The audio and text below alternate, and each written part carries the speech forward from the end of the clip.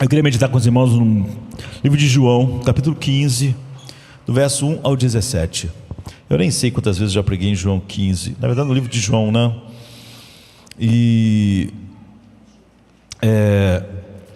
pensem, se você quer saber sobre alguém, é maravilhoso ver as pessoas descreverem, ou então pessoas que o conhecem profundamente descreverem, mas como ainda é mais profundo quando a própria pessoa se descreve.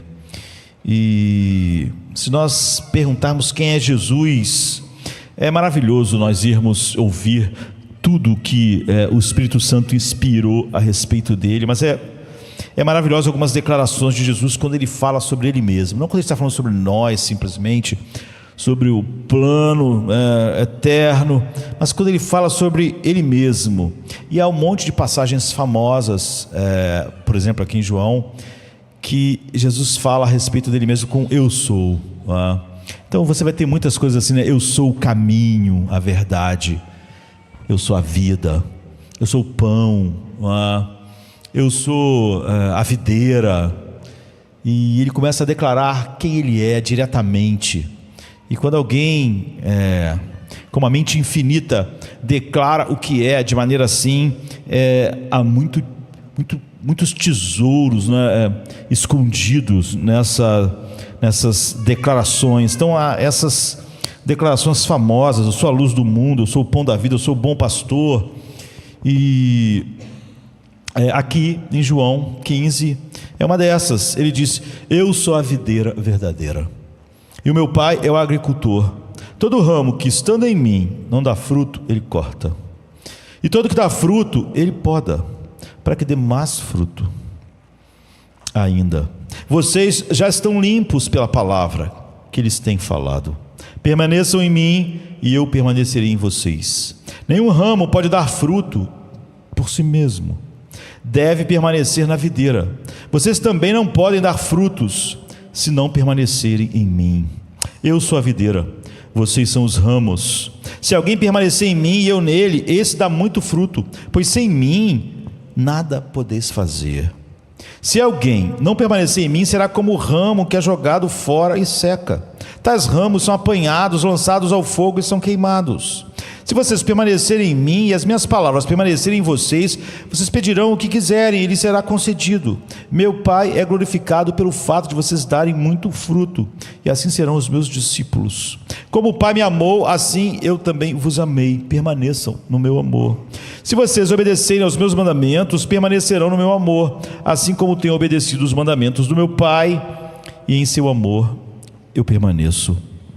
Tenho-lhes dito essas palavras para que a minha alegria esteja em vocês e a alegria de vocês seja completa. O meu mandamento é este: amem-se uns aos outros como eu os amei. Ninguém tem maior amor do que aquele que dá a sua vida pelos seus amigos. Vocês serão meus amigos se fizerem o que eu lhes ordeno. Já não os chamo servos, porque o servo não sabe o que seu senhor faz. Em vez disso, eu os tenho chamado amigos, porque tudo o que ouvi do meu Pai eu lhes tornei conhecido. Vocês não me escolheram, eu escolhi a vós para irem e darem fruto, fruto que permaneça, a fim de que o Pai lhes conceda o que pedirem em meu nome. Este é o meu mandamento: amem-se uns aos outros. É óbvio, não é, que esse texto é imenso, não é? Tem um monte de temas. Eu já preguei várias vezes em João 15 exatamente por isso, porque há muitos temas. Por exemplo, eu já preguei só a respeito de o que estar na videira e não estar. Será possível um galho realmente estar na videira e depois não estar? Já preguei tantas coisas a respeito desse texto. João tem uma coisa curiosa, não é? Quando você está estudando, ou se um dia quiser estudar grego, não é?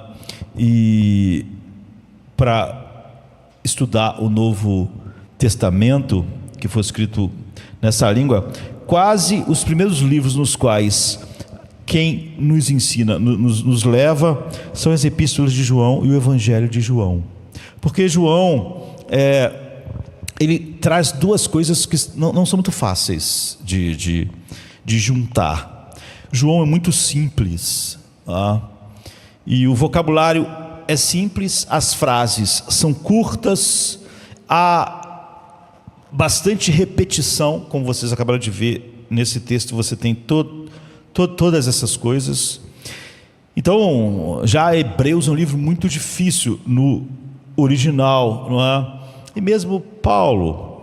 No entanto, se em João você pode ter uma gramática simples, frases curtas, vocabulário simples, eu diria que o livro de João é um poço sem fundo de sabedoria. Ou seja, João consegue ser um dos mais profundos usando um vocabulário simples, frases curtas. Então, certamente é o evangelho mais profundo, mas você vê, não é por causa da linguagem que ele está usando. C.S. Lewis dizia isso: se você não consegue explicar algo, né, se você é muito inteligente, sabe muito a respeito de uma determinada matéria, não necessariamente o evangelho, mas qualquer coisa, você é um expert, mas se você não sabe explicar a uma pessoa comum, simples, alguém que trabalha na sua casa, enfim, então você não sabe tanto quanto você acha que sabe. E isso é verdade, não é?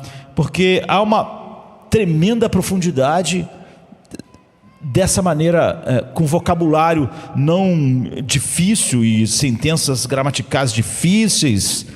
E cada verso desse texto, obviamente, poderia ser não apenas um sermão, mas mais de um sermão. Ele falou sobre tantas coisas, mas quando ele diz, eu sou a videira, sobre o que ele está falando? As pessoas, elas falam, eu cada vez percebo mais isso, sobre fruto, de uma maneira muito simplória. A maneira que as pessoas falam sobre fruto, às vezes é tão simplória, que na verdade, na mente da pessoa, está coisas que alguém faz.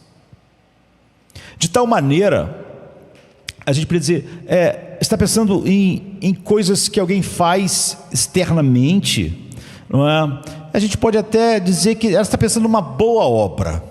Essa pessoa está dando fruto. Aquela não está dando fruto. Porque é um pensamento tão superficial e tão simplório, de tal maneira que nós começamos a achar que, como é isso, não é? Obras e boas obras, que algumas pessoas devem dar mais fruto que outras, por simplesmente serem quem são. São mais velhas, são cristãos há mais tempo, ou são diáconos, são presbíteros, são pastores, então tem que dar mais fruto.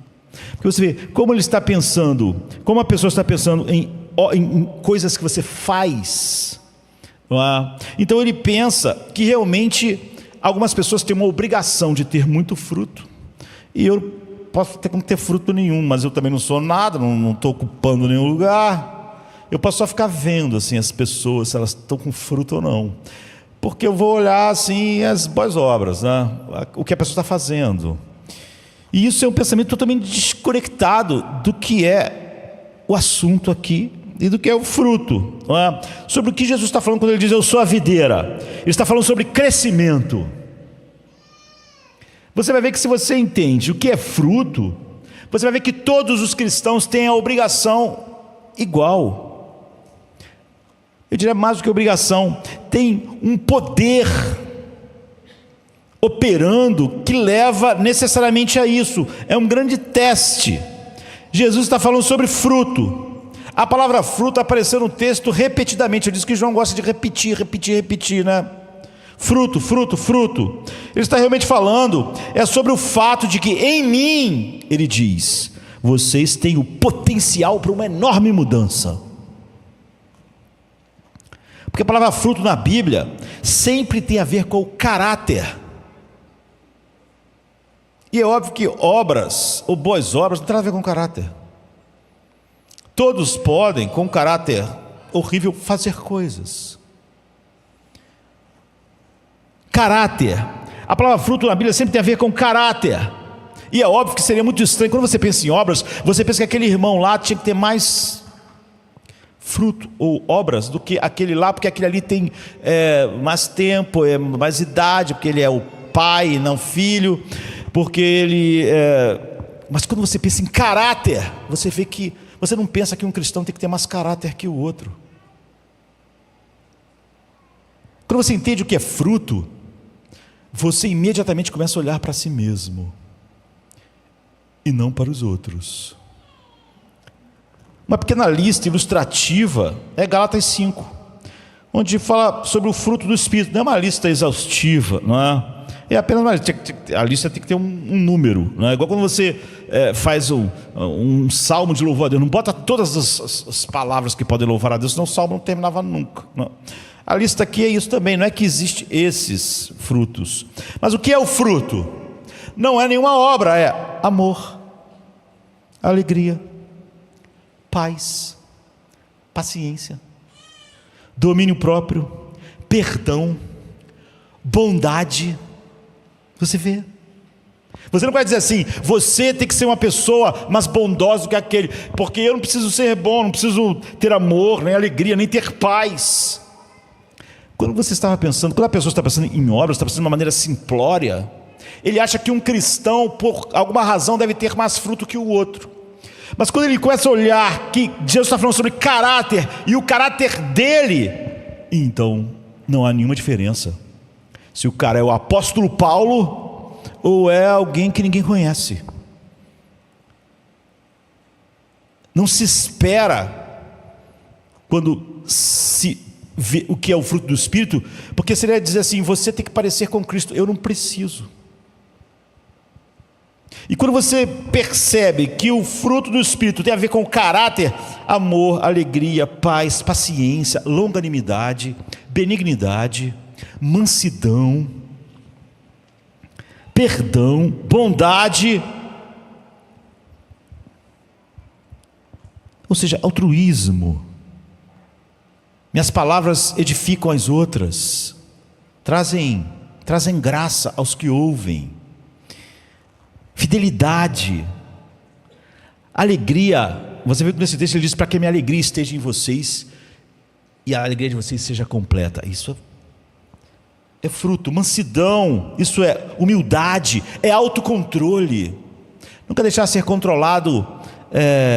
Outro dia eu estava pregando sobre um texto que nós estávamos falando que Jesus não tinha um temperamento, porque o temperamento sempre só age certo em situações que aquele temperamento se encaixa, mas erra em todos os outros.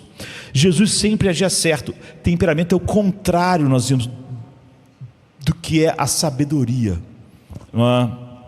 Então, humildade, autocontrole, ou seja, humildade é uma visão correta de nós mesmos, da nossa pequenez. Jesus está dizendo, eu sou a chave para isso. Você fala, obras você pode fazer, não é? Mas ele está dizendo, para isso aqui eu sou a chave. Ou me deixe colocar de outra forma, como uma pessoa egoísta se torna altruísta, como uma pessoa manipuladora vai se tornar não querendo que o mundo gire em torno dela, como uma pessoa, um reclamão. Normalmente o reclamão está reclamando porque ele acha que as pessoas, ou o mundo, ou o tempo tinha que fazer coisas para ele.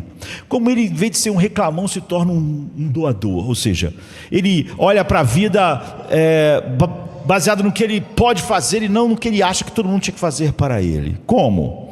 Como uma pessoa ansiosa, cheia de temores, vira uma rocha. Como Pedro, covarde, como a gente viu na semana passada, né? No domingo passado à noite, depois está diante das pessoas e diz, não vou obedecer a vocês, ainda que vocês nos matem, porque mais importante é obedecer. Como é que acontece isso? Você vê, isso é fruto, coragem em vez de covardia, ansiedade e medo. Como um fanático se torna compreensivo. Essa é a questão. Quer dizer, não há questão mais relevante na igreja, na nossa família, na sociedade. Não há questão mais relevante na cidade. Jesus, quando diz, eu sou a videira verdadeira, Ele está dizendo, eu sou a chave para qualquer fruto na sua vida. E todo mundo que diz que Jesus habita em si, está dizendo, Ele é a chave. E a pessoa já não pode levantar mais nenhuma desculpa. E nem ela, você, se o fruto do Espírito é humildade, eu não posso exigir das pessoas humildade, porque isso é orgulhoso. Porque primeiro eu devo achar que eu sou a pessoa mais humilde do mundo para exigir das pessoas humildade, sem perceber que exigir humildade do outro é uma atitude orgulhosa. É o contrário do que eu estou exigindo, ou do que eu estou salientando. O que isso ensina sobre o potencial para o crescimento pessoal? É um potencial sem fim. Quem? Naquele irmão? Naquela pessoa? No apóstolo Paulo? Em João? Em todo mundo que tem Cristo. Então, se você vai numa livraria importante, ou você vai na Amazon, agora as livrarias estão acabando, né? Tem gente que fica lamentando, chorando. Eu não choro por nada que acaba assim. Porque eu, por exemplo, já tive locadora, acabou. Inventaram o stream, Netflix, acabou, não adianta, a vida é assim, tá? E nós avançamos. Não adianta passar a véspera da vida chorando porque não tem mais livraria, porque a Amazon está acabando com a livraria. Vai para a Amazon, compra os livros, leia do jeito que der. A vida vai assim. Eu acho engraçado hoje, os crentes estão sempre vendo a besta em todo quanto é lugar, né? E isso é ser meio besta, né? Então, hoje em dia, as pessoas falam assim, mas isso aí foi feito com IA. As pessoas falam da IA como se fosse um ante, sabe? Um ente, um ser. A IA é só um nome que a gente dá a um programa que a gente programou. Você usa IA? Lógico que sim. Todos os softwares que nós usamos estão lá com esse aperfeiçoamento. A gente chamou de IA só para ficar mais bonito. Por que você usa algumas IAs, elas são totalmente politicamente corretas? Por quê? Porque elas dão respostas que estão junto com o que a cultura ensina e contrária ao que às vezes Deus fala, porque alguém programou ela e mandou ela não dar respostas que não tivesse de acordo com o que a cultura está dizendo. É só um programa. Você deu o nome que você quis. Então eu costumo não gostar dessas coisas, porque eu não vejo essas coisas como algo para se gostar. Eu acho que quando alguém pergunta assim, você gosta de IA? É como me pergunta se você gosta do martelo. Eu não. Para mim o martelo é uma ferramenta. Se eu precisar pregar um prego, eu gosto. Se eu passar meses sem precisar pregar um prego, eu não gosto. Eu não ando com martelo. Adoro martelo. Hoje eu vou almoçar com martelo na mesa. Não. Mas se eu preciso pregar um prego, eu penso, martelo é ótimo. Ferramentas, não é? Então, a gente tem que sempre... É igual pessoas que ficaram andando 10 anos de carroça depois que inventaram o carro, porque ele era contrário à carroça. É um bobo. Acabou que ele teve que andar de carro mesmo, só que 10 anos atrasado. Não tem jeito. Não é? As coisas andam e você anda junto. Não é? Você procura... usar ao máximo. Se inventar um carro, ele é mais rápido, funciona melhor do que as carroças, graças a Deus pela libertação dos cavalos. E a gente avança. Então você entra antigamente você entrava numa livraria, então você entra na Amazon e você começa, ela está cheia de livros sobre como mudar, como desenvolver o potencial interior, mas são livros mecânicos, dizendo, aqui está uma técnica, ou são livros de moralidade, que dizem, agora se esforce para ser virtuoso, se esforce para ser humilde. Benjamin Franklin diz que ele disse que tomou uma determinação em querer todas as virtudes, ele se empenhar para desenvolver elas na vida. Ele diz, só uma virtude que eu nunca conseguia desenvolver era a humildade, porque sempre que eu conseguia alguns passos para a humildade, eu ficava todo contente e eu sentia que eu ficava orgulhoso. E aí eu pensava, não conseguia. E sempre ele disse que eu achava que evoluía humildade, eu ficava cheio de orgulho porque tinha conseguido, eu pensava, estraguei tudo. E ele disse que foi uma luta sem fim. Mas se esforçar para ser virtuoso, ou então são livros mágicos. Aproveite algum tipo de poder místico, que simplesmente esse poder vem e faz as coisas. A Bíblia, Jesus Cristo, o cristianismo oferece algo que não é apenas técnica secular, não é a moralidade tradicional, e certamente não é uma espiritualidade da nova era, que às vezes está na igreja também, que é uma força, um poder do qual você se apropria, que você comanda, você aprende a dominar. Não é nenhum desses. E eu diria que tudo que esses prometem e não podem fazer, porque é algo que nos transcende, nos transcende. Diz que você precisa de uma conexão vital com Jesus, a única pessoa cósmica e concreta que existe, e que sem Ele nada disso funciona, nunca. E se você tiver uma verdadeira comunhão com Ele, vital, esse é o segredo. O que Jesus está dizendo é o seguinte: eu sou a chave para seu caráter mudar, e sem mim nunca vai mudar. O que a gente aprende a respeito disso? O que aprendemos sobre crescimento? Eu diria que nós aprendemos um monte de coisas. Primeiro de tudo, aprendemos que é um fato, é uma possibilidade. Você nunca deve dizer que há problemas em seu caráter, por causa do seu temperamento, por causa da sua criação, por causa disso aqui, que não podem ser mudados. Ele disse: em mim você não pode fazer nada, mas de mim vocês podem ter qualquer fruto. Especialmente desse maravilhoso verso onde ele diz: eu os escolhi e os designei para darem fruto, amor, paz, paciência, longanimidade, benignidade. Se nós voltarmos para Romanos 8, onde Paulo fala sobre essa ideia de Jesus vir e nos escolher, ou em todo lugar onde nós somos predestinados para ser conforme a imagem do Filho de Deus, então, é isso tudo. Pois aquele que de antemão conheceu também nos predestinou para quê? Para sermos conforme a imagem do seu Filho, para termos o seu caráter. Agora, você pode dizer que um cristão deve ter mais o caráter de Cristo do que o outro? Você pode sentar e dizer: olha, não tem muito do caráter de Cristo, mas aquele lá tem que ter. Não, você vê, quando você está pensando em obras, você pode pensar isso: eu não sou isso, eu não sou aquilo, então não tem que ter tanto quanto aquele. Mas quando você pensa, é uma questão de estar ligado a Cristo ou não, então já não há mais diferença. Quando a questão é: eu fui predestinado para ser aí conforme a imagem do Filho de Deus, então o menor cristão e o apóstolo Paulo estão diante da mesma situação. Eles devem dar frutos. E o fato de eu ficar vasculhando Paulo, ou Paulo, o outro, é totalmente inútil, porque ele diz que a conexão com ele te leva a isso.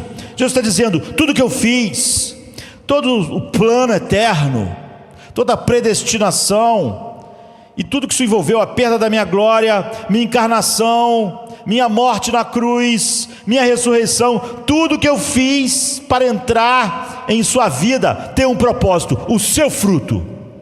Que um dia você tenha o meu caráter, minha alegria esteja em você e ela seja completa, minha paz esteja em você, minha longanimidade, minha benignidade, minha bondade, minha palavra que traz graça para as outras pessoas, um gozo e uma paz que me livra da amargura.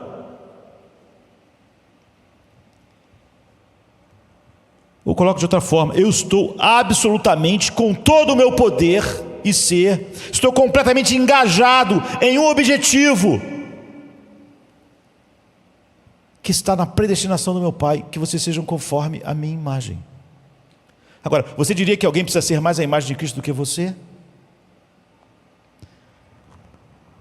Estou completamente engajado em um objetivo: fazer de você uma pessoa de grandeza, dar a você a mesma incrível glória que eu tenho.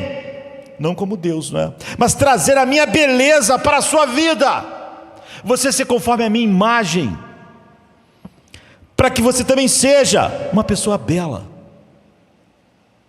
para que um dia eu te apresente lindo, sem ruga, não é? É metáfora, com o meu caráter, com a minha beleza, com a minha paz, com a minha alegria.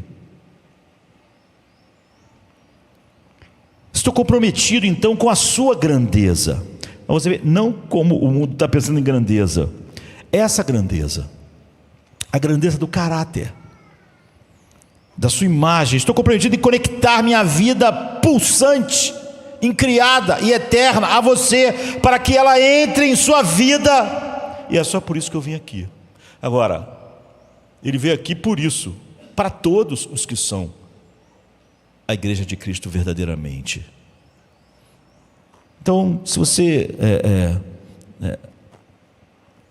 olhar para mim, há muitos de vocês vieram ao cristianismo e às vezes estão no cristianismo apenas esperando ajuda para alguns maus hábitos ou alguns problemas. Ou seja, você tem coisas na sua vida que você não acha ruim, apesar de serem opostos ao que é o caráter de Cristo, porque você acha que aquilo não te prejudica. Mas há alguns hábitos seus que estão acabando com o seu casamento, estão acabando com a sua relação. Você quer que eles saiam, você quer se livrar deles, porque te faz infeliz.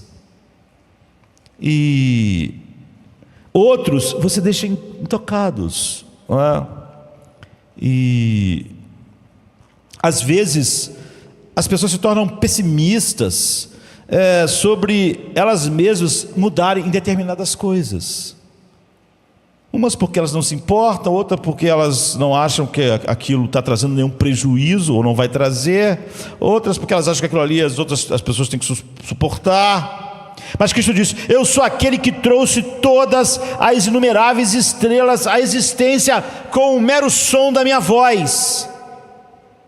Todas as galáxias e todo o meu poder está comprometido em fazer de você uma pessoa de grandeza, em lidar com cada problema, não com um ou outro que você acha que te traz problema, cada falha, cada fraqueza em sua vida. Há alguém que não precise? Alguém que pode dizer: ó Deus, o Joãozinho lá precisa mais ser a imagem do teu filho do que eu. Minha imagem não é tão ruim assim. Eu acho que a minha imagem mesmo está bom. E Deus está dizendo: eu estou comprometido com sua santidade, com sua alegria, com sua paz, com sua alegria indizível e cheia de glória, com sua pureza, ou resumindo, com a sua beleza. Estou aqui para fazer de você uma pessoa de grandeza. Grandeza como Deus vê. O que você pensa disso? Você está vivendo como se isso fosse verdade? Esse é o objetivo de Cristo ter vindo? Ou você acha que quando estão falando disso, está falando sobre algumas coisas que você pode fazer, algumas obras, de tal maneira que você não tenha muitas obrigações, outro tem mais obrigação? Você está vivendo como se isso fosse verdade? Você está levando isso a sério? Você está tão assustado e tão feliz quanto deveria estar à luz disso, já que esse é o propósito da sua predestinação? Não, às vezes não estamos, e isso é assustador, a tal ponto que achamos que algumas coisas que as pessoas fazem, de tal maneira que algumas pessoas devem fazer mais do que nós. Quem sabe o que Ele fará de nós então, não é? Isso é tão incrível. Deus está dizendo: desista das suas pequenas ambições para o seu próprio caráter. Que dirá achar que estamos falando de algumas obras, que algumas pessoas têm mais obrigações do que você. Essa é a primeira coisa, o próprio fato, a própria possibilidade de que a beleza de Cristo esteja em nós, a beleza da sua bondade, da sua alegria, da sua paz, da sua santidade, a possibilidade desse incrível crescimento, de essa ser a razão da predestinação de Deus. A segunda coisa que aprendemos é a natureza orgânica desse crescimento. Achar que é coisas que se faz externamente é tão distante disso. Jesus Cristo é muito cuidadoso antes de entrar nas últimas coisas que Ele fala, exatamente para você não entender errado. Ele deixa meio para trás a metáfora da videira e dos ramos lá no fim e vai dizer: eu quero que vocês leiam a minha palavra, eu quero que vocês obedeçam os meus mandamentos, eu quero que vocês orem. Mas se nós tivéssemos apenas esses parágrafos finais e não a primeira parte poderosa e profunda, poderíamos facilmente pensar que o cristianismo é basicamente uma coisa mecânica e moral. Quanto tempo eu oro? Quanto tempo eu leio a Bíblia? Então estou bem, ou estou mal, estou lendo mais a Bíblia do que você, minha vida tem mais frutos, estou pregando mais que você, então tem mais fruto. Em outras palavras, se você quer ser um cristão, há todas essas coisas que você tem que fazer. Ore tanto, vai aumentando o tempo de oração, você está crescendo. Ore, leia mais a Bíblia. Se você ler mais tempo a Bíblia, você vai estar, já está crescendo, já, o teu fruto está melhor. Pregue, se mais pessoas ouvirem você, enfim. Vamos lá, disciplina. Vamos fazer. Está na hora de você crescer. A primeira parte diz que o que Ele realmente quer é nos conectar à sua própria vida. É uma conexão orgânica. Conectar com Ele para que a vida dEle venha para as nossas vidas. Enche as nossas vidas com a sua vida. Então, nós podemos trazer uma declaração de tese aqui. Jesus está atrás de uma mudança orgânica, através de uma nova dinâmica interna, não de uma conformidade mecânica, através da força externa, na qual qualquer um pode fazer, ler mais, orar mais, fazer mais obras. É melhor isso ficar fixado. Ele está atrás de uma mudança orgânica e não de uma conformidade mecânica. Ele está atrás de uma mudança orgânica através de uma nova dinâmica interna em nós, já que o propósito, o fruto, o propósito da nossa predestinação é o caráter dele, e não de uma conformidade mecânica através de uma força externa ou da disciplina. O que isso quer dizer? Vamos pensar num exemplo.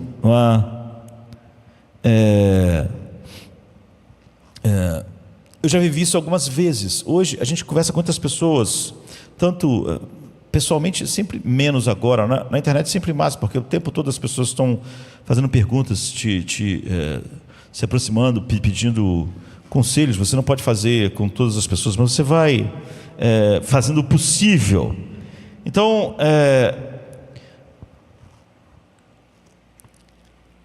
às vezes há problemas em casamentos onde o marido é tolo, ou então onde a esposa é tola. Nós não podemos dizer que há mais maridos tolos do que esposas tolas, ou mais esposas tolas do que maridos tolos. Há uma tolice, que é bem espalhada. Mas vamos usar o exemplo de um marido tolo. Às vezes ele chama na internet, às vezes durante esses anos todos, conversa pessoalmente, diz: minha esposa está prestes a me deixar, eu não posso acreditar, nosso casamento entrou em colapso e a gente precisava de um conselho. E então você fala com eles disso. Então qual é o problema? Então, já que é o marido que diz que a esposa está deixando ele, como eu disse, por acaso, às vezes é o oposto. Então ela dá uma lista de queixas, é típico, nessas situações. Ela diz: olha, os dois juntos falando com você é autoritário. Ela falando do marido: nós nunca tomamos decisões mutuamente junto. Você já vai tomando as decisões. Você apenas, na verdade, a gente toma decisões, você dá ordens, não é? Então você não é emocionalmente vulnerável. Você nunca se abre comigo. Então ela desce uma lista. E esse marido olha para a esposa e diz: Olha bem, eu sempre ouvi você falar essas coisas, eu ouvi você dizer essas coisas. Eu não percebi que isso era tão importante assim, ou que isso te magoava tanto. Eu não percebi que você estava pronta para acabar com o nosso relacionamento por causa disso. Claro, eu vou mudar. Eu farei o que você está pedindo. Depois de muita conversa, a esposa diz: tudo bem. E eles vão para casa por um tempo, ele muda, ele faz tudo o que ela quer. Então, geralmente, acontece uma de duas coisas. Na verdade, acontece mais a primeira coisa, não é? Primeiro, quando ele tem certeza de que a crise passou e que simplesmente aquele clima ruim passou e que ele não tem mais medo que a esposa vá embora ou que acabe com o casamento. Então ele simplesmente aos poucos desliza de volta para o que ele era antes, para o padrão, porque foi uma conformidade mecânica. Ele achava que agir daquela forma ia salvar as coisas, então ele vai agir. Mas como é uma conformidade mecânica, não é, e não uma mudança interna, é algo que acontece através de uma força externa, o medo da relação ser rompida, então aquilo volta.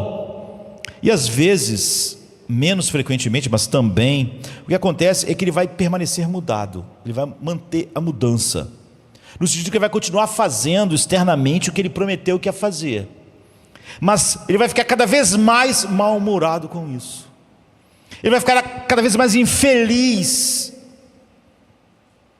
tendo que ser daquele jeito. Ele vai ficar cada vez mais irritado, cada vez mais frustrado, e vai ficar também exigente. Aquela tem lista, ele também tem a lista dele, né?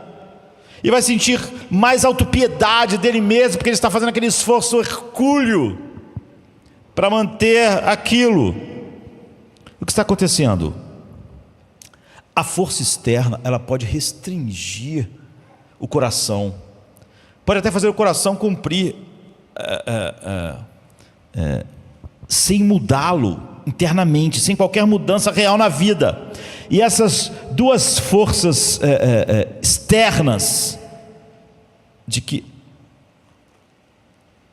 eu vejo mais atuando, uma é o medo. Veja, o cara está dizendo: eu não poderia viver sem ela. Como viver sem ela? Eu, os meus filhos, o nosso lar, eu preciso muito, nós precisamos ficar juntos. Isso soa como amor, não é? Não soa, mas e muitas vezes não passa de medo e não de amor. Ele está pensando sobre o que fez a ela. É óbvio que não. Ele está pensando no que vai acontecer, as consequências para ele. Ele está pensando: como eu vou viver sem ela? Ele está completamente absorvido em si mesmo, ele está morrendo de medo. O medo pode fazer você obedecer e se restringir, certo? Mas ele não te muda. A outra força, junto com o medo, que faz essas mudanças externas, é o orgulho. Eu posso mudar por medo ou eu posso mudar por orgulho, mas sempre é algo externo. Você vê, eu vou ser um bom marido, eu não sou um canalha, eu não sou um fraco, eu não vou ser como todos esses maridos horríveis que tem por aí. Eu vou amar minha esposa, eu não vou ser uma pessoa insensível, eu vou ser um ótimo pai, eu vou ser um ótimo marido, eu vou ser um cara ótimo, porque no fundo eu sou uma pessoa ótima. Sabe de uma coisa? Isso faz de você um pouco melhor para a sociedade, talvez um pouco melhor para a sua família. Talvez seja tudo o que essa sociedade possa ter, essas forças, medo, orgulho, que pelo menos faz as convivências serem melhores. Aqui está o porquê. Isso não vai trazer nenhuma mudança, porque quando você muda por medo e orgulho, você tem um problema enorme. Porque a razão pela qual você tem um monte de problemas é por causa do medo e do orgulho. E se o medo e o orgulho são a razão do problema, eles não podem ser a cura. O medo e o orgulho são o que levam você a fazer as coisas que você está tentando mudar. Se ele estava sendo daquele jeito com a sua esposa, era porque ele era orgulhoso. E se agora ele está tentando agir de outra forma, é porque ele está com medo. Ou você reage como reage na vida por causa de medo, ou por causa do orgulho. E todos os problemas da vida das pessoas é por causa dessas duas coisas, medo e orgulho. Quando eu falho em ser quem eu devo ser na faculdade, no trabalho, é por causa de quê? Por causa de medo. De como vão ser as coisas para mim se eu for desse jeito. Ou orgulho, vão achar que eu sou um burro, um ignorante. Aí você tenta consertar essas coisas com medo e com orgulho, mas o medo e o orgulho é o que causa essas coisas. E se você usa o medo e o orgulho para mudar as coisas que foram enraizadas no medo e no orgulho, o que você faz é que você não muda o seu coração. O medo e o orgulho continuam comandando. Você reprimiu, você comprimiu o coração, e é uma questão de tempo em que a barragem se rompa e tudo vá abaixo. Outro exemplo disso é se você pegar um pedaço de metal. Se você quer mudar a forma de um metal, você aquece ele a temperatura adequada para aquele metal, que é diferente para cada metal, para que quando você o forge sob o calor, ele derreta e você possa mudar a forma dele para outra forma. Então você o forja. Então ele fica permanentemente mudado, porque ele foi levado até aquela temperatura onde ele foi derretido, e aí ele foi colocado em outra forma. A outra maneira, se você quer mudar a forma do metal, é simplesmente usar muita força e dobrá-lo. Há duas coisas que geralmente acontecem: ou quando você para de fazer a força, o metal volta ao que ele era antes, não é? Ou então ele vai quebrar. Isso é o que sempre acontece com esses caras, não apenas maridos, mas também com esposas, ou em todas as outras relações. Eles se dobram, é uma conformidade mecânica, por medo e orgulho. Eles se dobram, ok, querida, não me deixe, mas não demora muito para que ele volte à forma que era antes. Aquele metal que foi torcido, ele começa a voltar à forma antes, ou então ele não volta ao que era antes. Ele realmente fica de outra maneira, mas ele quebra. Ele quebra, ele fica amargo, ele fica infeliz. Ele vem com a sua lista também, e aquele relacionamento acaba se desfazendo do mesmo jeito, pelo que supostamente iria curar. Na verdade, a gente pode pensar numa outra ilustração. Outro dia eu estava vendo as pessoas entrando no meio dessa época, em países frios, no meio da floresta, para escolher uma árvore de Natal. Então a pessoa entrou lá no meio da floresta, andou até onde não tinha mais, só floresta mesmo, não tinha mais cidade, né? Aí escolheu lá um pinheiro, uma coisa bonita assim, falou assim: vamos fazer árvore de Natal com essa aqui. Cortaram, para que carregar, botar na sua picape e levou para casa, não é? E aí aquela árvore lá no meio da floresta, ela parecia mais pobre do que depois que aquelas pessoas levaram para casa, porque elas botaram luzes, botaram estrela em cima, botaram enfeites. Ficou linda.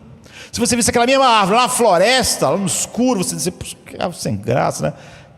Não tem assim. E se você visse ela na sala daquelas pessoas, você vai falar: cara, ficou linda essa árvore, né? Luz piscando, coisas penduradas maravilhosas. Ficou maravilhoso. Certamente ela parece mais bonita do que lá no meio do mato, onde ela estava. Mas dê algumas semanas e vai ver a árvore. Ela vai parecer muito pior, porque você tirou a vida dela. Você a cortou. Ela não está na videira mais, ela não está mais no tronco que dava vida a ela, entende? Jesus está atrás de uma mudança orgânica, interna, dinâmica, em oposição a uma conformidade mecânica através da força externa. E essa mudança dinâmica interna é o fruto. Essa é a razão da nossa predestinação, para serem conforme a imagem do meu filho. Nós estamos falando sobre uma imagem física, não é? e nem sobre fazer coisas. Há dois tipos de ramos aqui, não é? Para o olho externo, que não consegue enxergar dentro, não é? Todos estão conectados, não estão? Externamente, alguns deles são frutíferos e outros não. Por quê? Eu já preguei sobre esse texto, se um verdadeiro ramo deixa de ser ramo ou não, né? Em outro sermão. Então não precisamos entrar nisso, senão seria outro sermão. Porque alguns deles, embora pareçam externamente conectados, internamente não há essa conexão orgânica. Seria como você ter um braço, uma mão, porque a mão gangrena, porque apesar da mão ainda estar presa no corpo, ela não recebe mais a vida do corpo. A circulação sanguínea, as coisas que a mão precisa, o pé, né?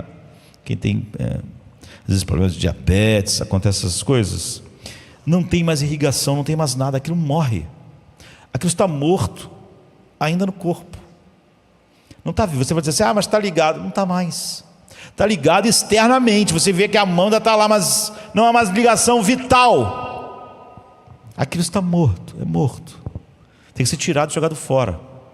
No caso, metáfora sempre quebra se você esticar ela demais, né? Porque a metáfora é só para te dar um exemplo, não é a coisa em si, mas é porque aquilo ali só tem morte, apesar de estar num corpo supostamente vivo.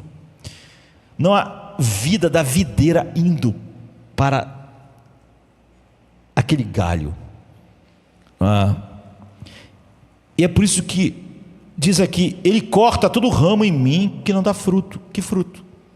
Que não vai se parecendo mais comigo. Amor, paz, alegria, benignidade, bondade. Enquanto todo que dá fruto, ele poda. Você vê, não há possibilidade de você achar que alguém tem que ter mais fruto que você. Porque estamos falando de estar ligado em Cristo e recebendo a vida vital dele. E você não acha que alguém precisa mais da vida vital de Cristo do que você. Externamente, muitas pessoas dizem, bem, eu acredito em Deus, eu acredito no cristianismo, eu acredito em Cristo, eu fui criado na igreja. E você, aos nossos olhos, como a gente só consegue ver o externo, a gente pensa, essa pessoa está ligada à videira. A vida da videira está nessa pessoa. Mas não está, é só nosso olhar externo. Jesus diz, você tem uma conexão vital comigo que te transforma. Veja, se você tem isso, então o fruto é inevitável, porque você foi predestinado para estar em mim, para ser conforme a minha imagem. Então, antes de prosseguir, alguém pode dizer, como eu faço a conexão? Como extrai a vida de Cristo em vez de simplesmente cumprir coisas externas, como torcer um metal, ou que ele volta para o que era antes, ou quebra, né? O cara, agora eu estou conseguindo viver assim, fazer essas coisas, mas o cara não está nada feliz, não tem mais paz, nem alegria, está amargo, ele faz, todo mundo tem que fazer, porque é ruim, é uma coisa externa, eu tenho que me conformar a isso, então todo mundo tem que se conformar também. Não é o caráter de Cristo, são coisas. Então, como extrair a vida de Cristo? Primeiro de tudo, falando com amigos cristãos, é muito típico as pessoas entrarem no cristianismo sem saber exatamente o que é, não é? O que você realmente faz é entrar em todo tipo de conformidade mecânica, em vez de mudanças orgânicas, porque muitas vezes todo foco é em estar ocupado. Tudo que a igreja ensina, quantos tempos você ora, quantas vezes você lê a Bíblia, você entra numa, quando você chega, você acha que você realmente ia avançar e entrar numa histeria mecânica. Então, se puder ter culto todo dia um evento, todo dia uma coisa, algo mecânico em vez de uma mudança orgânica, porque muitas vezes todo o foco está em estar ocupado e servindo a Jesus e não em comunhão com Ele. E eu acho que se eu fizer muitas coisas e muitas interações com os irmãos a semana toda, em muitos cultos, ou então em casa fazer muitas coisas, então eu penso que é sobre fazer. Porque quando você primeiro se torna um cristão, você tende a ouvir e abraçar. Se você foi, pelo menos foi pregado para você a verdade, é que você é salvo pela graça, que você não é salvo pelas obras, você é salvo pela graça. Mas é muito difícil o coração humano acreditar nisso, muito difícil. Então o que você faz é ficar ocupado fazendo várias coisas, e você até acha que isso é fruto, não? Primeiro de tudo, você começa a querer, quem sabe, ajudar o máximo de pessoas com o que você acha que vai ser bom para elas, como é bom para você. Eu sou um cristão, vou ajudar as pessoas a entenderem isso, vou ajudar as pessoas a fazer aquilo outro. Em segundo lugar, você vai a muitas reuniões, você quer reuniões, você quer falar e fazer, participar de estudos o tempo todo, você quer aprender o que você vai aprender em tempos, em um mês, e você já quer ensinar profundamente coisas que você não conhece. Em segundo lugar, você vai então a muitas reuniões e você acha que quanto mais a tua vida estiver ocupada, isso... Então você também se livra de pecados óbvios em sua vida, e suculentos e óbvios, e você começa a estudar muitas coisas, ir a muitas reuniões e querer ajudar o máximo de pessoas e falar, enfim. O que você está fazendo é dizer: certamente Deus deve me amar se eu estou fazendo tudo isso. Então o que você está realmente fazendo é inferir o amor de Deus em vez de experimentar o amor de Deus. E é por isso que às vezes no meio disso tudo não há paz, não há alegria indizível. Você, para orar, sempre precisa de uma agitação, de outras pessoas, de eventos. E você diz que se não tivesse esses eventos você fica frio. Você vê, é uma coisa externa. Você está inferindo o amor de Deus em vez de extrair o amor de Deus. Você acha: Deus me ama porque eu estou fazendo essas coisas todas. Ele está satisfeito. A propósito, aqueles que estão fazendo isso, se é a primeira vez que ouvem isso, né, aqui ou na internet, desculpe, tudo que nós aprendemos realmente transformador leva tempo. Nós temos que ouvir repetidamente. Paulo vai dizer: eu não me canso de falar para vocês tal coisa. Muitos cristãos pensam que estão experimentando o amor de Deus quando eles não estão. E é porque não estão experimentando o amor de Deus que eles não experimentam a paz de Deus, nem a alegria. Estão desocupados dizendo: certamente porque eu estou sendo uma pessoa cristã tão legal e tão ocupada, Deus deve estar me amando. Se você está em Cristo, Ele está de fato.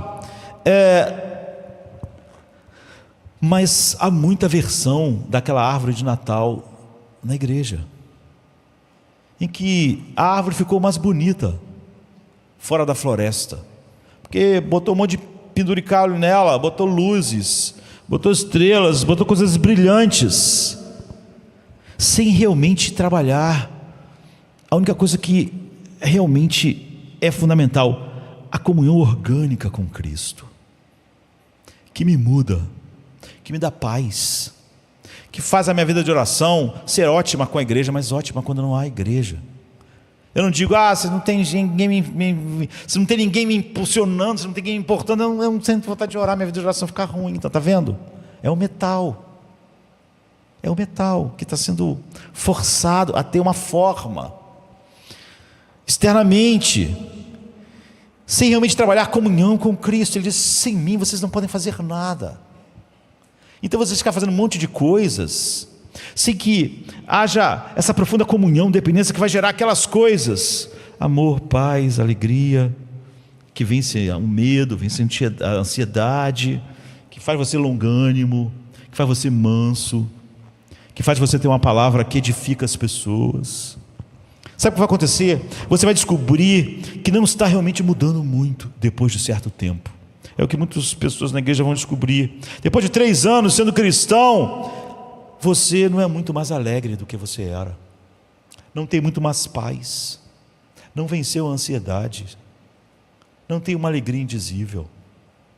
Tua vida de oração continua dependendo de vários eventos.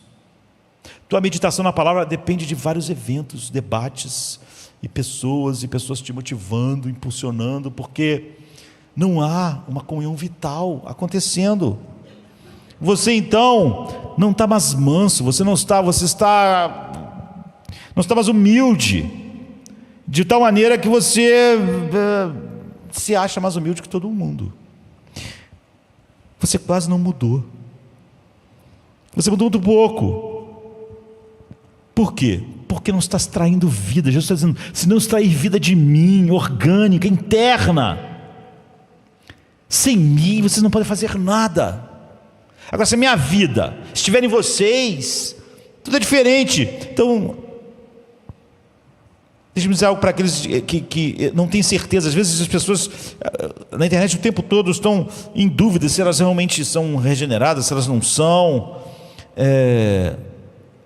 E o que significa ser cristão. Agora é típico que essas pessoas, quando estão pensando assim, fazer perguntas como: se eu me tornar cristão, algumas pessoas que estão chegando, a gente vai dizer assim, estão começando a ser tocadas, não é?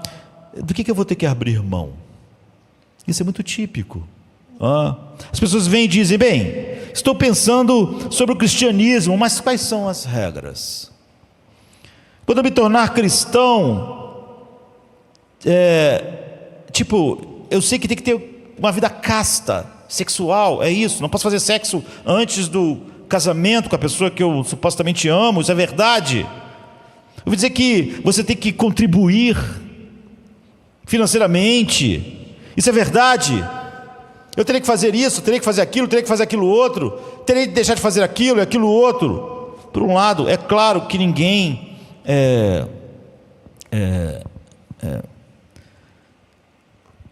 vai simplesmente dizer para você: a maioria das pessoas, você está começando da maneira errada. Não há nenhum livro secreto de regras em algum lugar que as pessoas possam te revelar. E você não pode fazer isso e pode fazer aquilo. Deus não vem a você escondendo coisas, igual Fausto, que fez um pacto com um demônio, né? Mas ele não sabia. Ele assinou porque ele queria muito que o demônio ia dar a ele, mas ele não sabia, porque estava meio escondido o que ia ser pedido dele. As pessoas têm um certo medo: vai que eu me torne cristão, depois eu descubra coisas que Deus colocou lá nas linhas pequenas, ou não tinha revelado. E Deus não vem e diz para nós: venda a sua alma para mim. Mas você nunca vai saber o quão ruim é coisas que eu escondi nesse negócio. Assine aqui a linha pontilhada, e quando você perceber como Fausto, vai ser tarde demais. Não há nada assim, não é? Mas as pessoas ao mesmo tempo estão fazendo o cristianismo ficar mais difícil e mais fácil, o que é estranho. Mas é o que elas estão fazendo. Primeiro de tudo, você está tornando muito difícil, porque está realmente pensando que o que significa ser cristão é basicamente limpar a sua vida.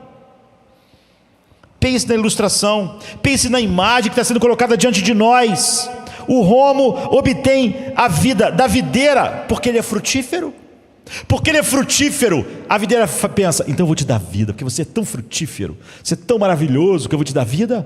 É essa imagem. O ramo diz: eu estou sendo frutífero. Você poderia, por favor, se conectar comigo agora, Jesus? Porque agora eu acho que eu estou à altura de quem tu és, porque eu sou uma pessoa muito frutífera. O ramo obtém a vida porque é frutífero? Claro que não. O ramo é frutífero porque ele tem a vida, e não obtém a vida porque ele é frutífero. O que Cristo está dizendo você é salvo pela graça. Sem mim você não pode fazer nada. Não há nenhum fruto na sua vida, não há nada em você que se pareça comigo. Pelo contrário, você é totalmente diferente de mim. E essa mudança um dia estará fixada eternamente e será o inferno. Paz, não. Alegria, mansidão, gozo, nada. Tornar-se um cristão não é dizer: olhe para mim, estou disposto a mudar minha vida, e então Cristo vai ficar muito satisfeito comigo. Jesus disse que a única maneira de você realmente se tornar um cristão, a única maneira realmente de um ramo entrar na videira, é ser enxertado. Não é natural. Alguém tem que fazer isso. Você não tem nada para recomendar a si mesmo. Você não é um ramo maravilhoso que por isso ganhou como prêmio estar na videira. Tudo que vai acontecer na sua vida vai vir da videira. É o que ele está dizendo. Basicamente, a maneira de se tornar um cristão não é dizer: eu vou viver uma vida boa, eu vou limpar minha vida, mas é dizer: eu não consigo viver uma vida boa, não há fruto em minha vida, não há nada do caráter de Cristo, não há nada semelhante, é totalmente antinatural, não consigo viver essa vida, nunca vivi uma boa vida assim. Preciso que tu, ó Deus, por graça, me coloque em seu filho, para que meu caráter seja mudado de um grau de glória para outro no caráter dele, para que as belezas infinitas dele, de amor, alegria, para que realmente quando ele diz: minha paz vos dou, eu realmente tenha essa paz. Quando ele diz: para que a minha alegria esteja em vós e a vossa alegria seja completa, essa alegria vá crescendo em mim, e todos os aspectos do seu caráter, ou seja, o fruto. Então, por um lado, você está tornando o cristianismo muito difícil, porque você está pensando que você tem que fazer alguma coisa, o ramo tem que ser frutífero para estar na videira. Mas por outro lado, está se tornando muito fácil, porque você está dizendo que uma coisa externa deve ser feita, e quanto mais você fizer essa coisa externa, mais Deus te ama, quando ao contrário, Ele nos amou na eternidade, nos predestinou a estarmos em seu Filho, para sermos conforme a sua imagem. Se nós tivéssemos alguma coisa da imagem de Cristo, tudo se perde. Você vê qual é a ilustração aqui. Jesus não quer que você diga: bem, terei que estar disposto a desistir de sexo antes do casamento, terei que estar disposto a ser generoso e ofertar. Jesus está dizendo: ei, você sabe o que significa ser uma nova criatura, ser um verdadeiro cristão? Eu não quero o seu dinheiro, eu não quero seu sexo, eu não quero isso, eu não quero aquilo. Sabe o que eu quero? C.S. Lewis colocou isso muito bem em seu livro Cristianismo Puro e Simples. Ele disse: o caminho cristão é diferente, mais difícil e mais fácil. Cristo diz: dê-me tudo. Eu não quero tanto do seu tempo, tanto do seu dinheiro, tanto do seu trabalho. Eu quero você. Eu não vim para atormentar o seu eu natural, eu vim para matá-lo. Nenhuma meia medida é boa. Entregue todo o seu eu natural, todos os desejos que você pensa serem inocentes, assim como os que você pensa que são maus, assim como os que você pensa serem maus. Eu lhe darei um novo eu em troca desse eu. Na verdade, eu lhe darei a mim mesmo. Minha própria vontade se tornará a sua vontade, minha alegria se tornará a sua alegria, minha paz se tornará a sua paz. Você vê, o cristianismo é tanto mais difícil quanto mais fácil do que a maioria das pessoas querem fazer. Quando alguém diz: terei que desistir do sexo antes do casamento, terei que desistir desse dinheiro aqui, você está abaixando a barra, porque isso é externo. Pessoas sem Deus podem fazer um voto de celibato e darem tudo que tem. Jesus diz, a Bíblia diz em 1 Coríntios: ainda que eu desse todos os meus bens, não seria nada. É externo.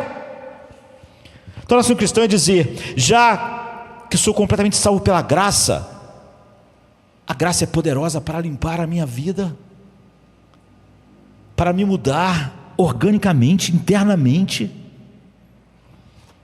Portanto, tornar-se um cristão verdadeiro, um homem, quando é regenerado, significa entrar na videira. Não porque esse galho tinha alguma coisa que eu recomendasse, não porque ele se limpou, Não porque ele tinha uma força para produzir, mas pouca força. E ele produzia frutos, mas não tão bons, não tão belos. E na videira ele vai ganhar mais coisas. Jesus está dizendo: eu quero me tornar a razão para você fazer tudo. Não é sobre o seu sexo, sobre o seu dinheiro. Eu quero ser a sua vida. Toda a tua vida vai vir de mim, e eu vou ser a sua vida. Isso é o que significa: o ramo não tem vida exceto pela videira. O ramo não tem vida em si mesmo. Eu quero você, em outras palavras, me dê toda a sua vida. Desista do direito de si mesmo. Desista do direito de dar cartas em sua vida. Eu diria melhor: desista do direito de decidir o que é certo e errado. Enquanto você está decidindo: olha, isso aqui eu acho, isso aqui eu não posso.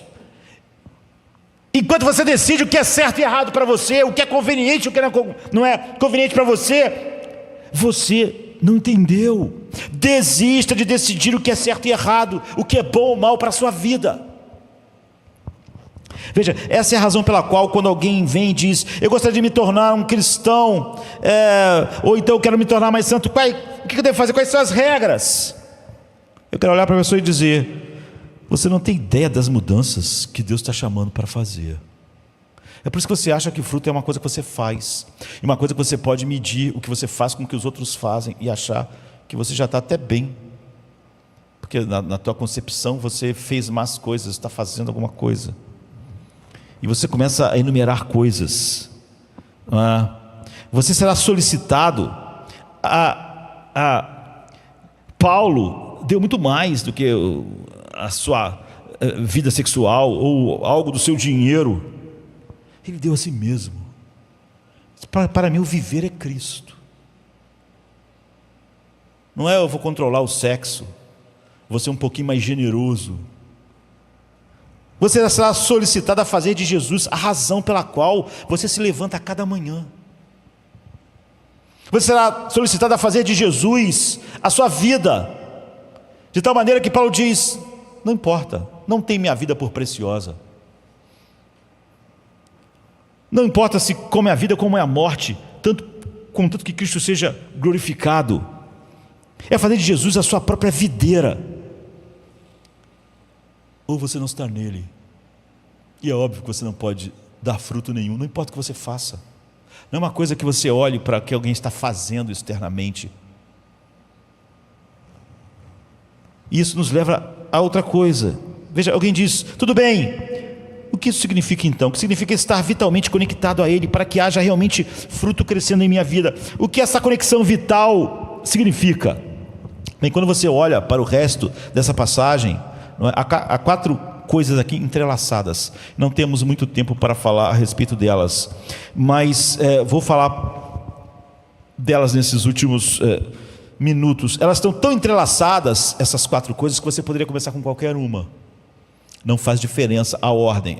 Para você falar alguma coisa, você vai ter que escolher uma ordem. Mas você podia começar com qualquer uma delas, porque elas contêm as outras coisas. Essas 4 coisas você tem que ter em sua vida, se você vai ter essa conexão vital e ver esse fruto crescendo, que é o caráter de Cristo. Você tem que ter a faca do Senhor. Veja, a faca do Senhor está no versículo 2.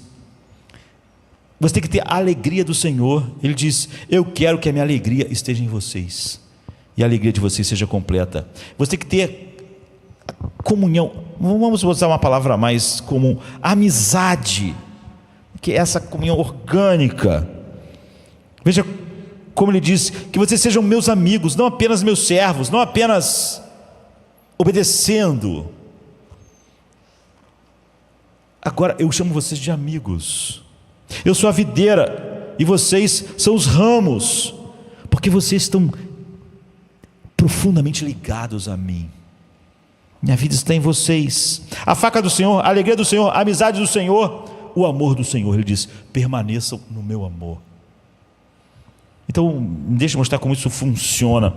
E a gente tem que começar com um, como eu disse, mas não importa. Esses 4 tem que estar lá. E se você começar por um ou por outro, dá no mesmo. E eu poderia começar com qualquer um deles e aí puxar os 3. Mas vamos começar com o que parece ser mais assim, agudo, né? A faca do Senhor. Você não vai crescer sem poda. Versículo 2: Ele corta todo ramo em mim que não dá fruto. Enquanto todo ramo que dá fruto, Ele corta também. Ele poda, para que dê mais fruto. Agora, sabe o que Ele está falando? Ele está falando sobre uma faca em todo mundo. Uma faca corta, em outra a faca poda, né? Ele está fazendo uma afirmação surpreendente. Se você entrar em um vinhedo na época da poda, já que ele está falando de videira, né? E todos os anos eles podam, né? Todos os anos, se você tiver um olho bem treinado, eu não tenho, né? Eu não sei nada a respeito disso, mas quem tem sempre vê o que precisa ser podado. Mas sempre que eu vi isso, não é? Hoje a gente pode ver tudo, não é? O tempo todo, parece um desastre, querido. Quando o jardineiro está podando um troço num jardim, num vinhedo, porque o que a gente percebe é que o jardineiro está atacando a pobre planta, e parece que ele está tentando matar a planta, porque ele começa, quando ele termina a poda, o chão está cheio de coisas que pareciam que não deviam ser tiradas. Belos ramos, pequenos galhos, belas folhas, pequenos cachos incipientes de uva, tudo no chão. Você pensa, que arrancou isso tudo? Quando você olha para os ramos e para a própria videira, é como se estivesse sangrando em centenas de lugares depois da poda. Foi cortada. Parece horrível. Parece que é capaz até de não sobreviver. Parece que tudo é um desperdício sem sentido. Porque todas essas coisas foram cortadas. Aquelas folhas pareciam estar bem, aquele galho é até um galho bonito. Mas nós sabemos, um jardineiro habilidoso, não há uma única coisa que ele corte que não fosse para a planta ganhar mais. Ele nunca corta algo na poda para prejudicar a planta. Ele sempre sabe o que vai fazer aquela planta atingir o seu potencial melhor, tirando aquilo. Isso é importante, dizer isso de novo. O jardineiro habilidoso nunca corta nada na poda, nada que não teria sido uma perda manter para aquela, e que não seja um ganho perder aquilo. Em outras palavras, tudo que foi tirado tem que ser tirado se aquela planta vai alcançar o seu potencial máximo. Portanto, quando Jesus disse, ele está dizendo que quando a faca entra na sua vida, e coisas que você sempre quis que ficassem, você acha aquele galho bonito, você acha aquelas uvas crescendo ali, ainda incipientes, bonitas, as coisas que você colocou no seu coração são removidas, ou o seu sonho se foi, porque nunca mais vai acontecer. Todas essas coisas terríveis que acontecem com você, todas essas dificuldades e problemas que tiraram coisas da sua vida, coisas que estavam tão presas a você, você olha para elas com um olho destreinado, que não é de um podador, né? O agricultor, o jardineiro aqui, e diz: isso é um desperdício sem sentido, é uma tragédia. Para que cortar todos esses galhos, todas essas coisas? Não há razão pela qual eu deveria ser capaz de não entrar naquela faculdade. Não há razão pela qual eu deveria ter perdido aquele relacionamento, aquela pessoa. Não há razão. Não consigo ver o propósito. Essas coisas nunca deveriam ter acontecido comigo. E ainda assim Jesus Cristo está dizendo: isso é porque você não entende de jardinagem e não é o agricultor. Não há uma única coisa que eu tire da sua vida que não teria sido uma perda manter, e que não foi um grande ganho perder isso. Como ele diz, o meu pai é o agricultor. Agora, imediatamente alguém diz: espera um minuto. E às vezes as pessoas ficam chateadas quando ouvem você dizer assim. E eu entendo porque alguém diz: você está me dizendo que Deus olha para nós e diz: ali está o Manuel, ali está o João, a Maria. O que será necessário para que eles se tornem nobres e grandes? Eu sei, vou enviar coisas terríveis para a vida deles. As pessoas dizem: espera um minuto, pastor. Uma pessoa já me disse, depois de ouvir eu pregar: minha mãe morreu quando eu tinha 5 anos de idade. Isso trouxe um monte de problemas. Você quer dizer que Deus enviou isso para mim, para me tornar uma pessoa maior? A ideia de que o sofrimento nos torna nobres, que tipo de Deus faria isso? Que tipo de Deus tira a vida da mãe com 5 anos de idade e isso é... Há um escritor chamado William Somerset Maugham, ele foi já morreu já, né? Em 65, nasceu em 1874, mas ele foi um dos maiores dramaturgos do seu tempo. Às vezes 4 ou 5 grandes teatros em Londres estavam com peças dele, né? E ele fez uma declaração muito interessante no escrito. Durante um tempo, não vou contar a vida dele, mas ele acabou não tendo pais, e o tio criou o pessoal assim, meio da alta, mas ele desenvolveu uma gagueira, umas dificuldades. Os irmãos dele foram estudar em Cambridge, mas ele não podia trabalhar na lei, porque ele não tinha uma fala boa, também não podia estar na igreja, não podia estar em alguns ofícios. E um médico, amigo do tio, falou assim: por que ele não bota ele para estudar medicina? E colocaram ele. Mas ele sempre quis ser escritor, mas ele podia dizer isso para o tio, que agora era o tutor dele, porque o tio ia achar que ele podia, tinha outra coisa mais de acordo com a família e tal. E ele então fez medicina de 92 até 97, 5 anos, né, estudando medicina até se formar. E ele diz que aquilo foi uma escola que ensinou ele algo sobre a moral do sofrimento. Ele diz assim: as pessoas afirmam que é salutar o sofrimento, eles afirmam que aumenta a simpatia, porque ele ficou lá no hospital esse tempo todo, né?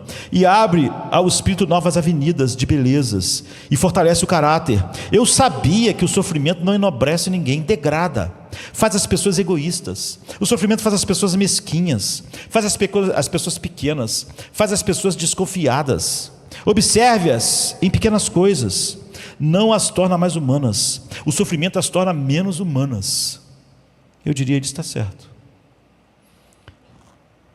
E você pode dizer assim: como assim? Parece que é contrário do que você falou.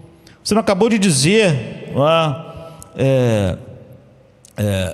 que o sofrimento, a poda, as perdas faz... Não dizemos isso, porque isso não é verdade. Jesus também não está dizendo isso. O que ele está dizendo é outra coisa. Ele diz: a faca vem sobre todo o ramo, ela corta e ela poda. A mesma faca para todo mundo.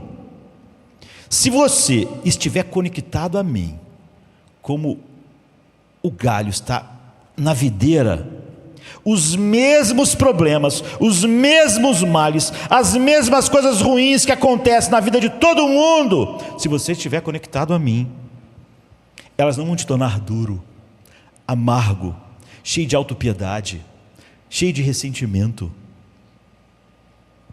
Elas te tornarão mais suave. Se você e a vida estiver em você, os mesmos sofrimentos que tornam o homem mesquinho, duro, cínico, o oposto da mansidão, o oposto de palavras, que vai acontecer com você. Não é o sofrimento que faz isso, é o sofrimento de quem está ligado a mim.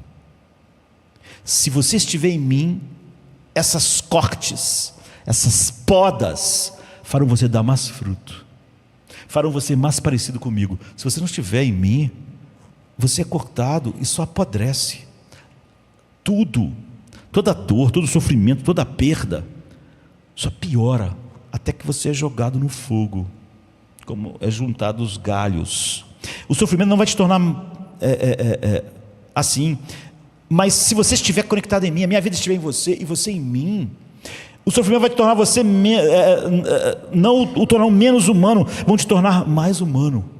Não menos feliz, mas mais feliz. Você vai encontrar uma razão para a tua felicidade que não era aquelas coisas. Te tornarão não mais estúpido, repetindo a mesma tolice sempre. Vão te tornar mais sábio. Não vão te tornar mais mesquinho, pequeno, mas vão te tornar grande. Não vão te tornar mais pavio curto, mas mais manso. O mesmo corta, o mesmo, não é o cortar, não é a poda, é porque você foi cortado e está ligado em mim. Se você não estiver conectado a mim, o que vai acontecer é que essas mesmas coisas vão vir para a tua vida, a mesma faca, ela vai vir para todos, ou para cortar, ou para só podar, porque você está realmente ligado a mim. Todo ramo passa pela faca. Se você estiver conectado a mim, será podado para frutificação.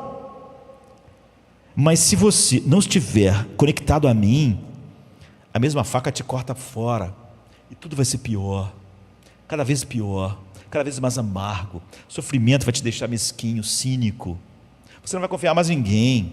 Você vai ser cada vez pior, cada vez mais triste, cada vez mais sem paz, cada vez mais ansioso. É assim. Você ouve isso? Se você quer ver o mundo como Deus queria, vá ao Éden. Sem doença, sem morte, sem ódio, sem crueldade. O mundo está quebrado.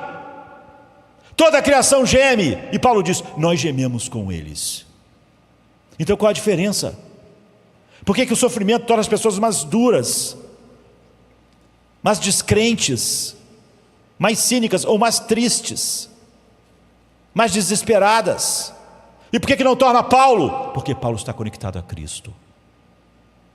Todos os cortes, todas as podas, todas as dores faziam ele ficar mais parecido com Cristo. É o que Cristo está dizendo. Se você estiver em mim, se houver uma conexão orgânica, nós não podemos demorar isso, porque isso seria quase um outro sermão. Jesus está dizendo, a faca, portanto, está caindo sobre todo mundo, mas eu estou te dizendo que se você estiver conectado a mim, as coisas ruins realmente virão para a sua vida. E o que elas farão é transformá-lo em algo grande, porque você está conectado a mim. Você vai conhecer mais da minha doçura, da minha alegria. Você vai conhecer mais da minha paz. Essas coisas vão mostrar mais você que a tua paz não estava em nada a não ser em mim, que a sua alegria, na verdade, não tinha outras fontes. A fonte era eu. Bem, você diz, como eu posso ver isso melhor? Então, uma ilustração assim, que eu já até acho que já falei. Certa vez eu conversei com pessoas que tinham o mesmo problema, duas mulheres, ambas estavam na igreja evangélica, né, em situações semelhantes. Tinham maridos que eram maus maridos e maus pais, e também tinham filhas adolescentes que estavam começando a dar enormes problemas e tristezas. Ambas estavam lutando com a amargura em relação aos maridos e aos filhos, e, para surpresa, os efeitos estavam sendo diferentes. Então você diz, olha, você precisa perdoar o seu marido. A que tinha o pior marido, o pior dos dois, chegou até esse ponto. A que tinha um marido que não era tão ruim, apesar de os maridos terem mais ou menos os mesmos problemas, lutou e simplesmente não conseguiu, não podia. Não apenas não podia perdoar, não podia perdoar seus filhos por tornar sua vida miserável. Eis a razão, a mesma faca, a mesma situação, na vida de duas pessoas que estavam na igreja. Uma acabou gerando uma frutificação enorme, na outra, amargura, tristeza. A mesma faca entrou na vida de uma mulher e da outra mulher. A mulher que perdoou, conseguiu perdoar, transformou-se em uma espécie de farol no meio da sua família, e muitas coisas aconteceram por causa disso naquela família. A outra mulher, as coisas foram exatamente como naturalmente vai e desmoronaram.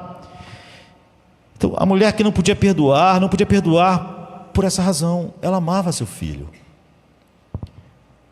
Isso é bom. E ela tinha muitas expectativas com seu marido. Isso também é bom. Mas ela apreciava seu filho. Mas o filho dela era a videira dela. Ela não apenas apreciava o seu filho era a sua alegria. Seu filho era a sua paz. Seu filho dava a ela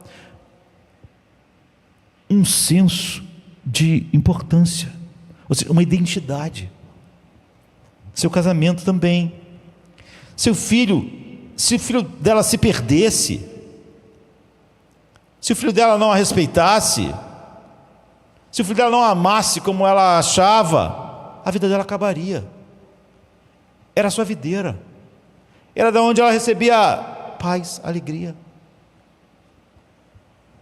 Porque ele se tornou uma videira, não havia absolutamente nenhuma maneira de ela perdoar, de ela ter uma vida que pudesse lidar com aquela situação. Porque se a própria videira que me vier me dar paz não está dando, aonde eu vou tirar? Enquanto a outra mulher, ela começou a perceber, espera um minuto, eu tenho que extrair minha verdadeira alegria de Cristo. Meu filho não está fazendo o que deveria fazer, mas meu filho não é minha videira, meu marido não é minha videira. Essas pessoas podem agir em situações muito difíceis, a mesma situação que a outra não está podendo lidar, porque aquelas coisas eram a sua própria videira. Às vezes para muitas pessoas a videira dela é a igreja. Pode ver, ela diz, se a igreja não está fazendo isso e aquilo, então minha vida espiritual vai para o buraco. É óbvio, é óbvio.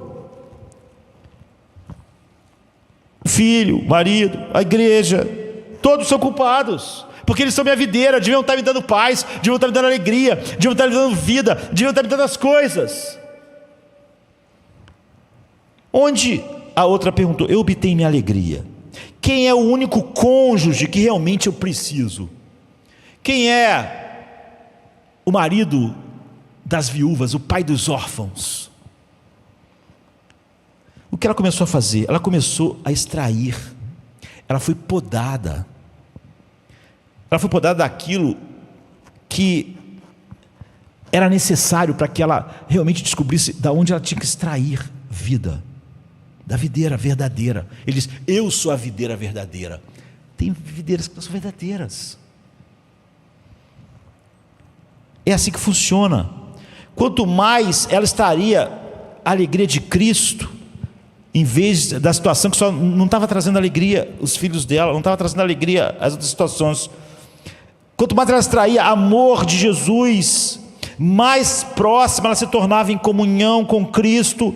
E ela começou a orar, não apenas ficar ocupada, ir para 5 reuniões, não apenas fazer mais coisas.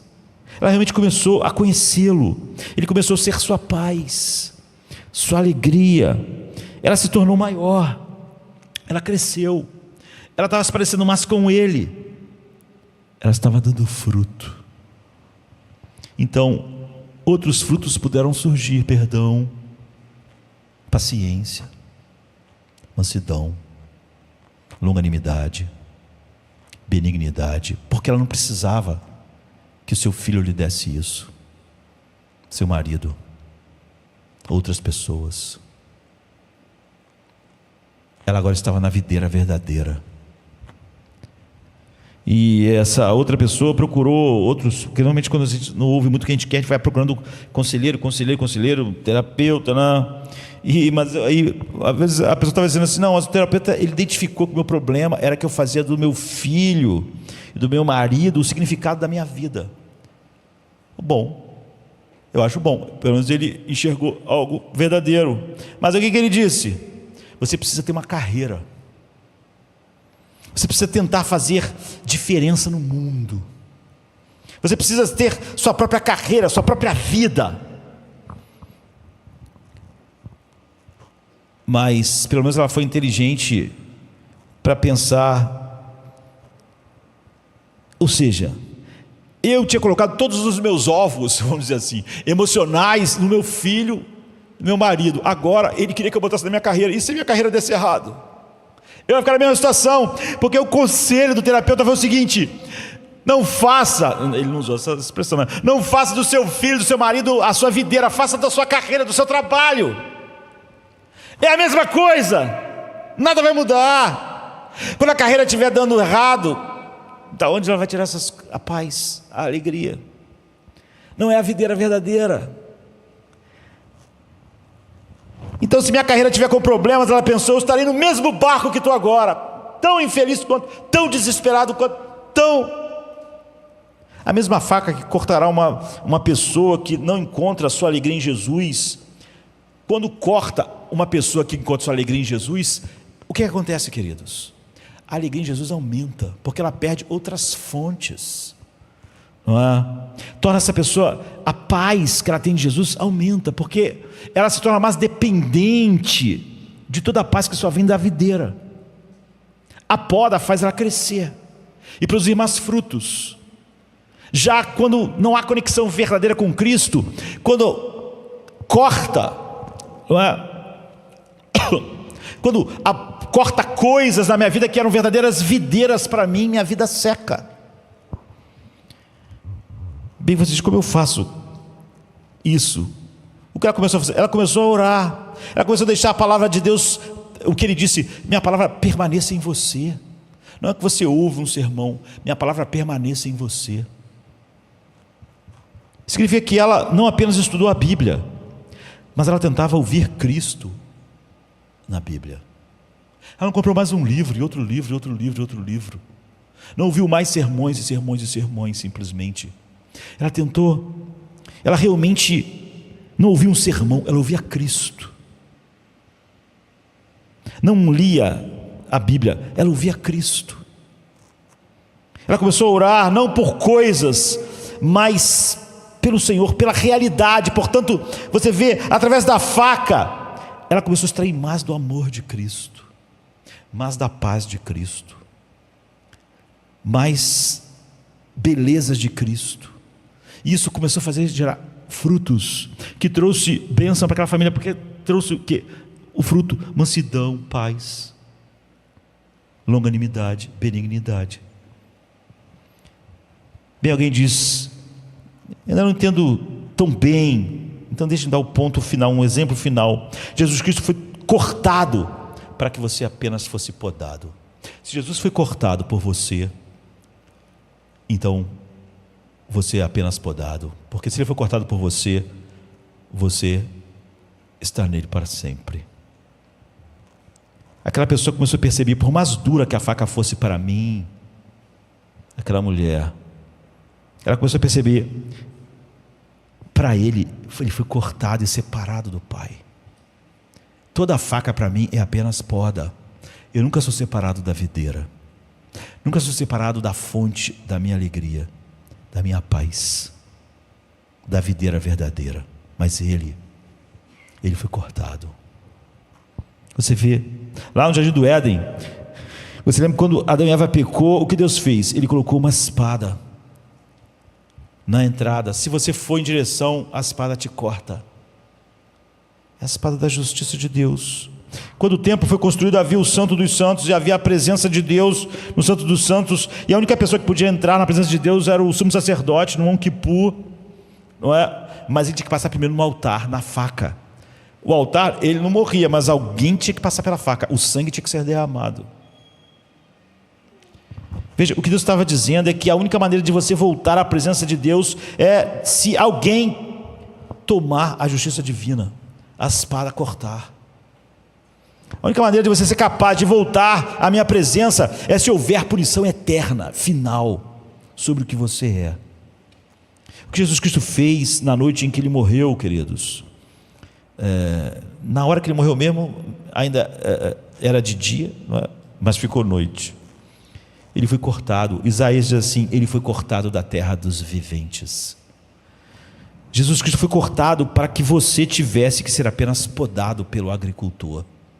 E quanto mais você é podado, mais você está ligado à videira, mais você tira a vida da videira. Quanto mais você é podado de coisas que você achava boas e bonitas, mais você puxa alegria, paz da videira. E isso faz você produzir ainda mais fruto.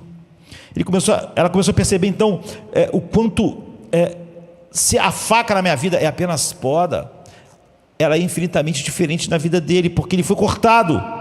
Ele tomou a justiça divina completa no meu lugar. E isso então tornou ela capaz de perdoar. Porque se foi isso que foi feito por ele para eu ser perdoada. Portanto, quanto mais ela pensava no que ele fez por ela, no que ele é, e começava a realmente não ouvir um sermão, ler a Bíblia, mas ouvi-lo,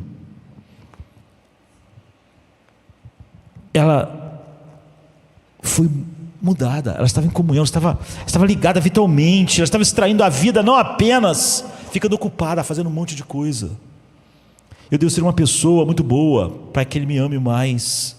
Era amizade. Ele disse: você deve permanecer no meu amor, né? Uma das 4 coisas que eu falei. Para que minha alegria esteja em você e a sua alegria seja completa. Você vê, portanto, a faca fez ela extrair a alegria dele, amor dele. Essa é a razão. Então deixa eu fechar com C.S. Lewis, colocou isso tão lindamente nas cartas do inferno, lá nos capítulos finais. Ele coloca assim: não devemos nos surpreender se estamos em um momento difícil. Poda, né? Quando um homem se volta para Cristo e parece estar indo muito bem, ele frequentemente sente que agora seria natural se as coisas começassem a correr bem na vida dele. Quando os problemas chegarem, doenças, problemas financeiros, novos tipos de tentação, problemas relacionais, ele começa a ficar desapontado. Ele começa a perguntar: por que isso está acontecendo agora? Eu já não me entreguei a Deus? Porque Deus está forçando e elevando a um nível mais alto, colocando em situações onde ele terá que ser muito mais corajoso, ou mais paciente, ou mais amoroso, fruto, não é? Que jamais sonhou ser antes. Parece-nos tudo desnecessário, mas isso é porque ainda não tivemos a menor noção da coisa tremenda que Ele está fazendo em nós.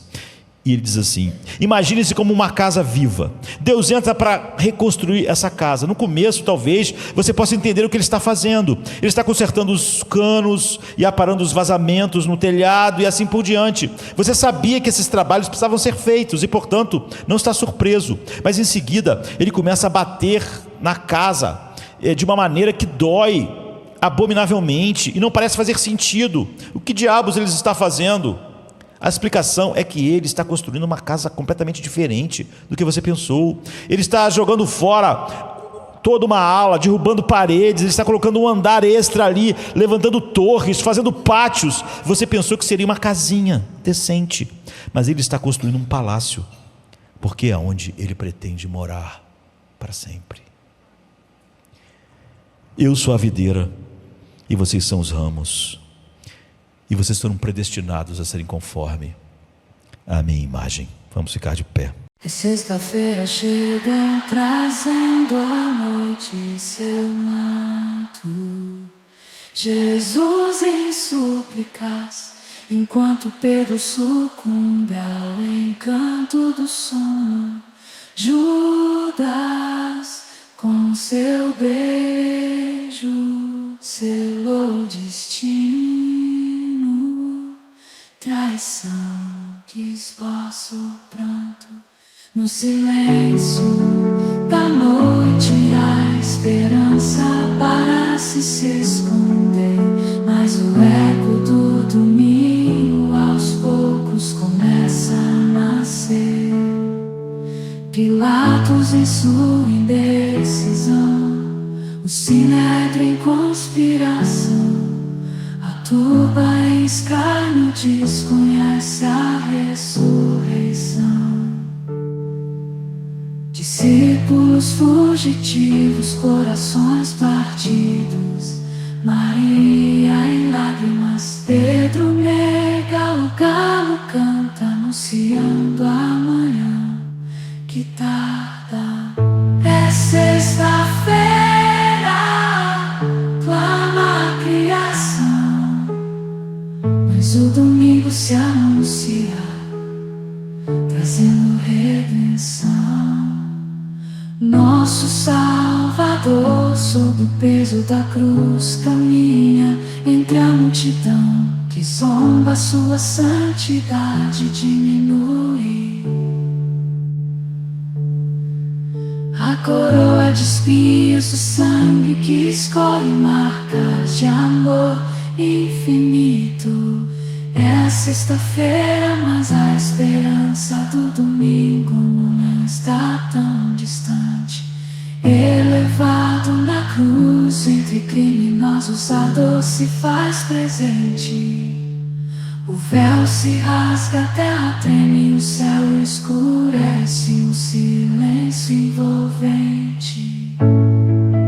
A pedra colocada, os guardas se postam, a vigília começa, mas a promessa do domingo no coração ainda aquece. É sexta-feira, mas não é o fim. Domingo vem aí com vitória sem fim. A escuridão parece reinar, a morte sorri, certa de sua vitória. É sexta-feira, mas a história ainda não contou, só a glória.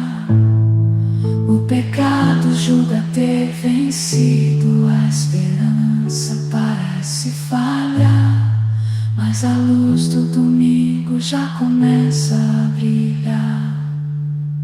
O túmulo agora vazio, a pedra removida, Jesus ressuscitou, trazendo vida. Manhã de domingo, brilha a esperança restaurada. A morte foi vencida, a redenção proclamada. É sexta-feira, mas a alegria vem com o amanhecer. Domingo já chegou, ensinando-nos a renascer. Nosso Salvador, sob o peso da cruz, caminha entre a multidão que zomba, sua santidade diminui. A coroa de espinhos, o sangue que escorre, marcas de amor infinito. É sexta-feira, mas a